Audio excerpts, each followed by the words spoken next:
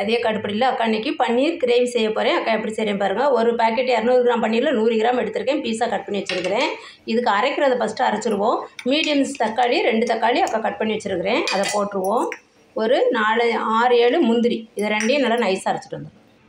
இப்போ தக்காளி முந்திரியை அரைச்சாச்சு, அது அப்படியே இருக்கட்டும். இப்போ ஒரு வடை சட்டி அக்கா அடுப்பில் காய வச்சுருக்கிறேன். ஒரு குழிக்கரண்டி அளவு ஆயில் விட்டு,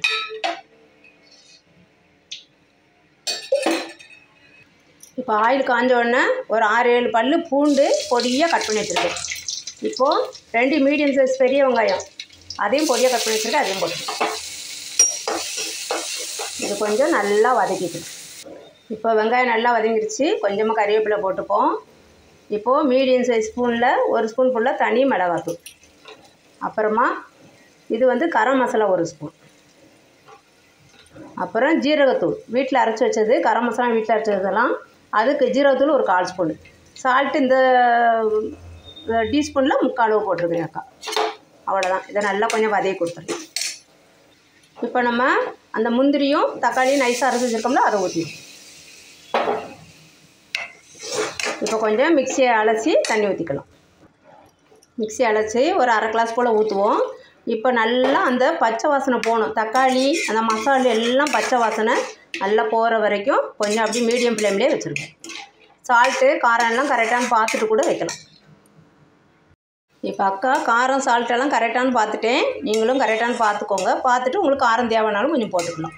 இது இன்னும் நல்லா பச்சை வாசனை போய் கொஞ்சம் கெட்டி ஆகணும். அப்போ தான் நல்லா நம்மளுக்கு இது பன்னீர் பட்டர் கிரேவின்னு சொல்லலாம். மசாலா பன்னீர் மசாலான்னு சொல்கிறாங்க. அக்கா பன்னீர் கிரேவி தான் சொல்லுவேன். பன்னீர் பட்டர் கிரேவி, பன்னீர் கிரேவி. இது வந்து அக்கா கடைசியில் தான் நம்ம வந்து அக்கா அந்த பட்டரை சேர்ப்பேன். கொஞ்சம் நல்லா இதாகட்டும், வேகட்டும். அந்த ஸ்மெல் நல்லா போகணும், பச்சை வாசனை. நல்லா அது கொதித்து அந்த மசாலா வெந்துட்டு இருக்கும்போது இப்போ 1 ஸ்பூனு இல்லைன்னா உங்களுக்கு எவ்வளோ பிடிக்குமோ அவ்வளோ பட்டர் போட்டுக்கலாம். அக்கா இப்போ தான் பட்டர் போடுவேன். இப்போ நம்ம வந்து போட்ட பட்டரு ஊற்றின எண்ணெய் எல்லாம் நல்லா பிரிஞ்சு வருது. இப்போ என்ன பண்ணுறோம், இப்போ தான் அக்கா வந்து அந்த பன்னீர் 100 கிராம் நம்ம கட் பண்ணி வச்சுருக்கோம்ல, அதை போடுறோம்.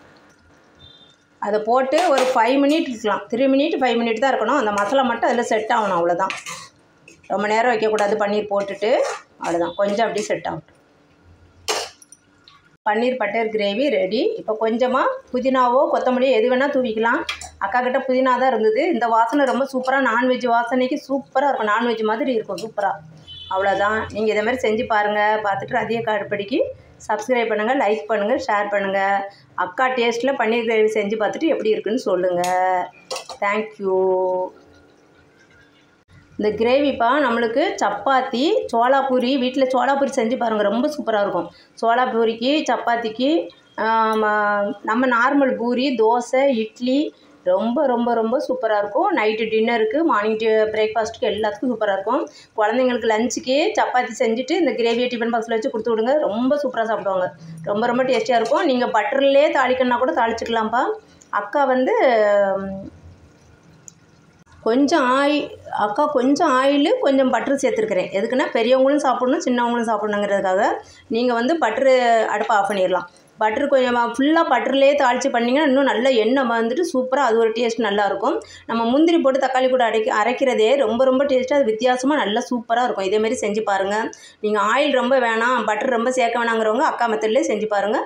பெரியவங்களும் சாப்பிட்லாம், சின்னவங்களும் சாப்பிட்லாம். குழந்தைங்களுக்குன்னா நீங்கள் பட்டர்லேயே தாளித்து பட்டர்லேயே பண்ணுங்கள், சூப்பராக இருக்கும். அக்கா இது வந்து லாஸ்ட்டில் தான் பட்டரை போடுறேன், கொஞ்சமாக போட்டேன், 1 ஸ்பூனு.